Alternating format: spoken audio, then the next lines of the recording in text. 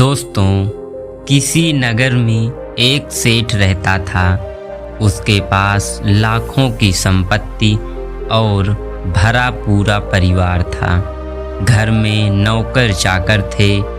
उस सेठ के घर में सभी तरह की सुख सुविधाएं मौजूद थी। फिर भी सेठ की पत्नी का मन अशांत रहता था।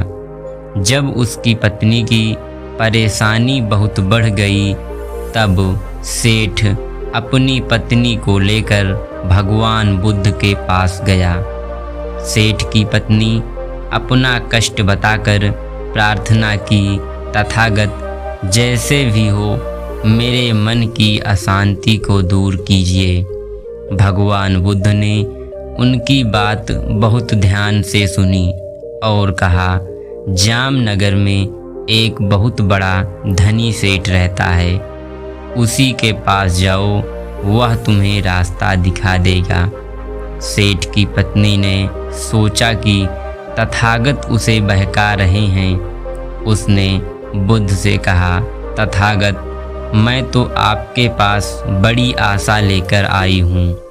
आप ही मेरा उद्धार कीजिए।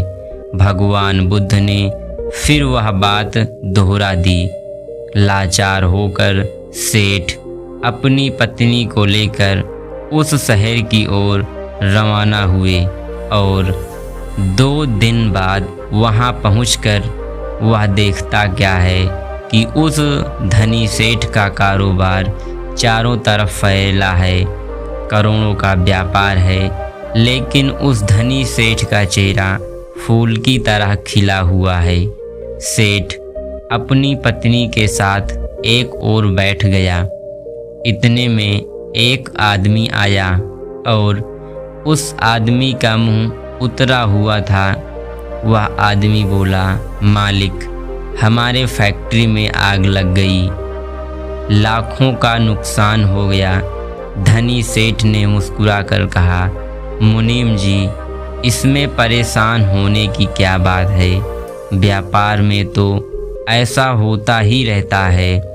इतना कहकर सेठ ने कुछ पैसे निकालकर मुनीम जी को दिया। फिर वह अपने साथी से बात करने लगा। थोड़ी देर में एक दूसरा व्यक्ति आकर बोला, सरकार, कपास का दाम चढ़ गया है और हमें लाखों का फ़ायदा हो गया। धनी सेठ ने कहा, मुनीम जी, इसमें खुश होने की क्या बात है। व्यापार में ऐसा होता ही रहता है। अब सेठ की पत्नी को अपनी समस्या का समाधान मिल गया था। उसने समझ लिया कि शांति का स्रोत वैभव नहीं, मन की समता में है। उसने मन ही मन भगवान बुद्ध का धन्यवाद किया और घर आकर अब शांति से रहने लगी। दोस्तों, भगवान बुद्ध की यह कहानी आपको कैसी लगी, कमेंट करके ज़रूर बताएं।